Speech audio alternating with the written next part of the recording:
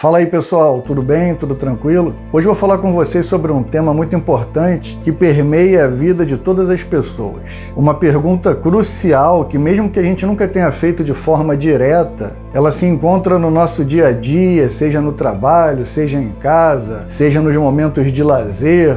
Em todas as etapas da nossa vida, essa pergunta, de forma direta ou indireta, ela se manifesta. E essa pergunta é: onde se encontra a felicidade? O que é a felicidade propriamente dita? A felicidade real existe? Então, para que a gente compreenda, ou que para a gente chegue, pelo menos, a um questionamento profundo sobre isso, a gente tem que começar pelo que não é felicidade. E pode parecer até um pouco clichê, pode até parecer aquela tecla do computador que a gente sempre bate, já está um pouquinho já desajeitada, travada, um pouquinho apagada também. E eu sei que todo mundo já escutou isso em algum momento da vida, ou então já chegou até essa conclusão por uma reflexão íntima, por uma reflexão própria, com base na sua cultura, na sua educação, nos seus valores. Mas eu vou repetir, porque é na simplicidade que a gente encontra respostas para muitas coisas que a gente acha extremamente difícil, extremamente complicada. Então eu posso dizer para vocês que a felicidade não se encontra na obtenção de bens materiais. Por mais que quase todo mundo já saiba disso, pelo menos de uma forma meio que inconsciente, mas muitos até de forma consciente, é muito comum que a gente procure uma certa felicidade em bens materiais. Mas como bom chato que sou, eu estou aqui para relembrar vocês mais uma vez: a felicidade não se encontra em adquirir bens materiais. Ter bens materiais, adquirir bens materiais, não nos traz a felicidade real, a felicidade duradoura.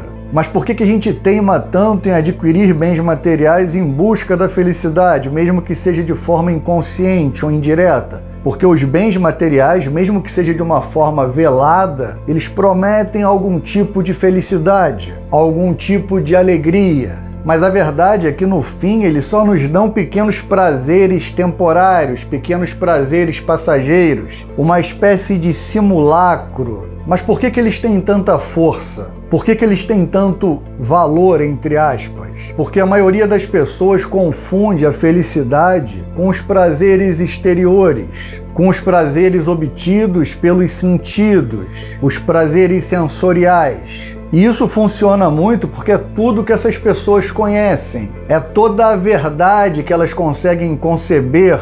E essa relação ela ocorre com tamanha naturalidade porque essas pessoas foram condicionadas desde o início de suas vidas, desde o momento que se tornaram seres pensantes e reflexivos. Essa redução do prazer, esse prazer compactado numa caixinha, num objeto, num valor específico, é a única verdade que elas têm, é a única verdade que elas conhecem, porque elas foram capturadas e condicionadas desde cedo, como numa espécie de matrix cultural e social, onde o indivíduo ele não percebe a verdade por conta própria, mas a verdade é dada, ela já vem prontinha, num prato recheado de valores, de sensações, de paladares fortíssimos. E normalmente esse prato já vem quentinho, você não precisa nem botar no micro-ondas ou então esquentar de forma natural, você não precisa mexer, não precisa fazer nada. Ele já vem ali encapsulado, orquestrado em certa medida para que você acredite que esses sabores são a única realidade, são a única verdade. E isso não deixa de ser uma prisão, porque as pessoas não têm a liberdade propriamente dita. Então a gente pode afirmar que essas pessoas foram acostumadas, condicionadas, foram adestradas a entender a verdade, a entender a felicidade como algo obtido exclusivamente pelos sentidos, obtido exclusivamente pela relação dela com o mundo exterior. E isso não deixa de ser uma prisão, não só filosoficamente, mas literalmente falando. O seu espírito está preso, a sua consciência está encapsulada em diversas camadas do ego, em diversas camadas da mente que levam você a crer que a felicidade só é obtida fora de você mesmo, que a felicidade só é alcançada com a ajuda do mundo exterior. Então essas pessoas elas se acostumam com essa prisão, com esse tipo de reclusão, onde o único caminho que nos leva à felicidade são os sentidos convencionais. Mas o grande problema de tudo isso é que quanto mais o indivíduo se apega a esses prazeres, mais eles se tornam reais, mais eles se tornam concretos, palpáveis, mais eles se tornam a única verdade possível, pelo menos para essas pessoas. E eu não estou me colocando fora disso não, porque existem vários níveis e gradações. É claro que eu estou dando um exemplo extremo de pessoas que não têm nenhum tipo de consciência, mas até nós que temos algum tipo de consciência, mesmo que seja pequenina, de que os objetos sensoriais não são o caminho real da felicidade, muitas vezes, em alguns momentos turbulentos, nós nos apegamos a eles, nós nos abraçamos a eles. Então é necessário que a gente perceba esse tipo de movimento, porque enquanto a gente não percebe isso, quanto mais a gente se embrenha nesse caminho, mais a gente se escraviza nessa busca pela obtenção desses prazeres. E quanto mais o indivíduo se torna dependente dessa busca insana, quanto mais ele acredita que os prazeres materiais são a única saída, mais ele acredita que é no mundo exterior que ele encontra a verdadeira felicidade. Dessa forma, então, com esse movimento insensato, insano, condicionado, você se afasta de todo tipo de alegria do ser, todo tipo de alegria íntima. Eu acredito que o grande problema da maioria das pessoas, o grande problema da humanidade em si, é continuar com esse hábito frequente de se deleitar nos prazeres dos sentidos, achando que ali você encontra felicidade. Acreditando realmente que nesse deleite, que nessa experiência fugaz, você encontra a felicidade real. É um hábito, é um tentáculo que vai tomando conta de você aos poucos.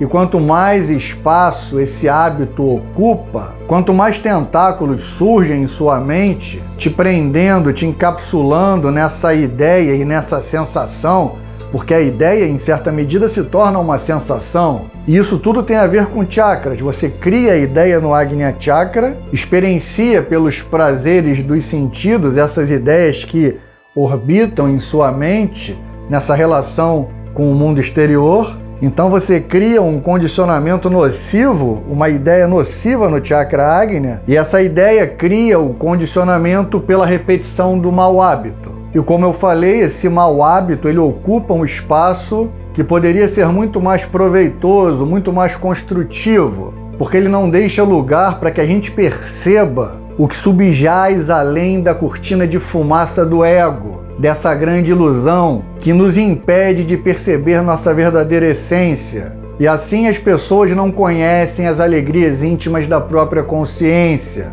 não conhecem as alegrias íntimas do ser que habita dentro de toda pessoa, dentro de cada centelha divina. Muitas dessas pessoas não têm qualquer vislumbre da centelha divina, nem do Atman, como os hindus chamam, que é a nossa essência que subjaz por trás do ego.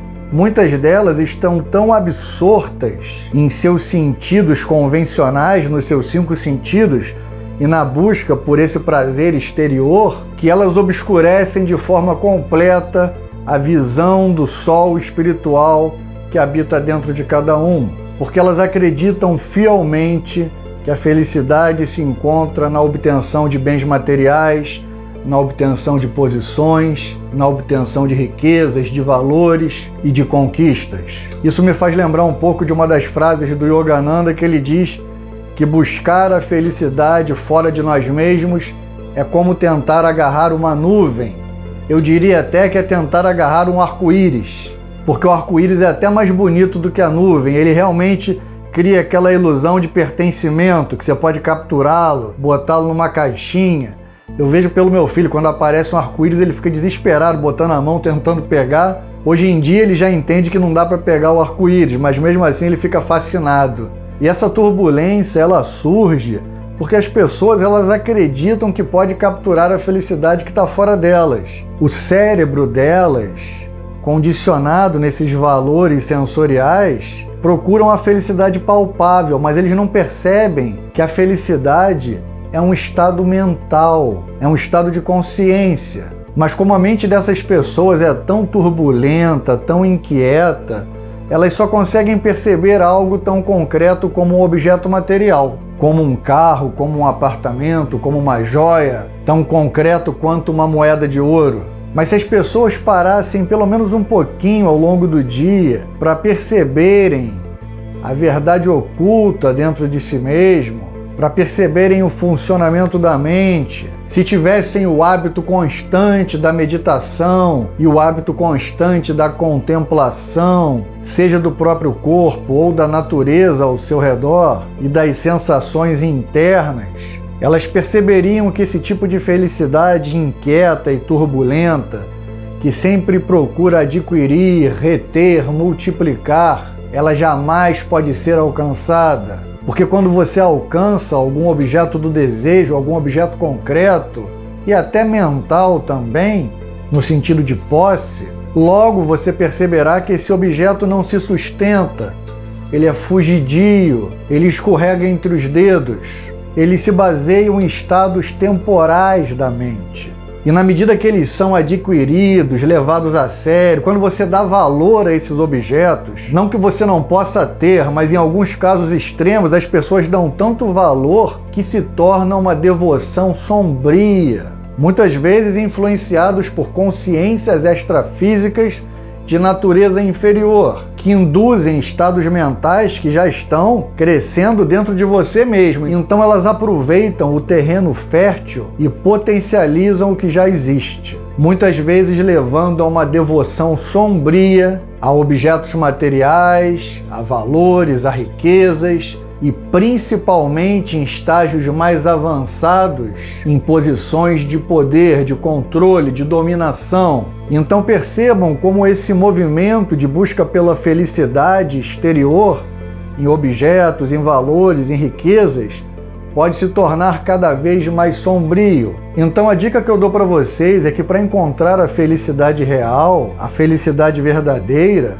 você tem que parar de alimentar desejos irreais, desejos insólitos. Pare de perseguir o fogo fato da ilusão constante, que nos leva ao caminho da posse pela posse, que nos leva cada vez mais a um condicionamento insólito, sem propósito, irreal, nocivo. E eu não estou falando aqui para vocês que vocês não podem ter um carro confortável, não podem ter um carro bonito ou uma casa grande e elegante, sofisticada. Eu não estou falando isso. Você pode ter, sim, mas você tem que ter com a noção que aquilo não é seu. Você tem que ter sem o desejo de posse.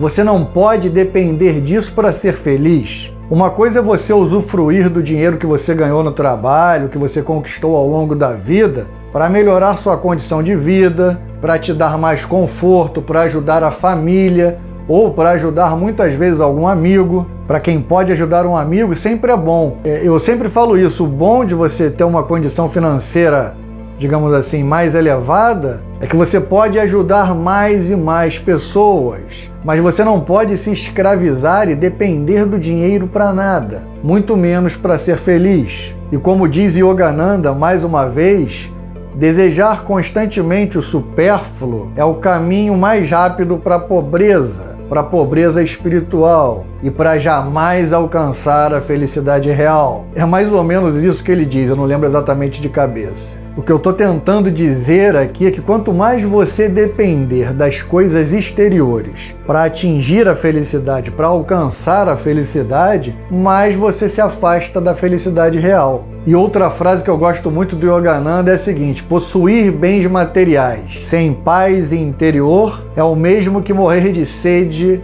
em um lago. Olha só que profundo. Eu vou até repetir: possuir bens materiais sem paz interior é como morrer de sede dentro de um lago. E é por isso que todos os grandes mestres espirituais nos dizem mais ou menos isso, que a gente encontra a verdadeira felicidade dentro de nós mesmos. Como eu falei, é bater na mesma tecla, naquela tecla que já está ali cansada, desgastada do teclado, que o meu estou precisando trocar, que está bravo, está travando direto. A gente já está cansado de saber disso, mas muitas vezes a gente repete em níveis maiores ou menores, é claro. Como eu falei, tem pessoas que são devotadas a isso, devotadas de uma forma sombria. Mas o recado aqui não é só para elas, mas para vocês também que já têm um nível de consciência. Percebam esse movimento de buscar a felicidade, principalmente em momentos turbulentos, quando a gente tenta buscar a felicidade fora da gente. Então o recado que eu dou, o recado final que eu dou aqui nesse vídeo é que vocês não devem esperar a mudança do outro, seja de um familiar ou de um amigo, ou de um companheiro, de uma companheira, uma namorada, um namorado, um marido, uma esposa, alguém que você se relacione afetivamente. Você não tem que esperar a mudança de ninguém para ser feliz. Você não tem que esperar a mudança no outro, nem dentro de si mesmo. Você já é feliz. Só falta perceber isso. Porque muitas vezes também tem isso. A pessoa percebe que não pode esperar o outro para ser feliz, que não depende da mulher, do marido, do amigo, de nenhum familiar, mas ela espera uma mudança íntima, uma transformação muito profunda, mas ela não percebe que na verdade não existe transformação de consciência. A consciência já está ali, a consciência divina, a centelha divina, já habita dentro de você. Você já é a manifestação da divindade. Então não espere transformação nenhuma, porque você já é feliz, porque você é a parte integrante da divindade cósmica. Você é a própria felicidade. Desde já o meu muito obrigado e, como eu sempre digo, Namastê.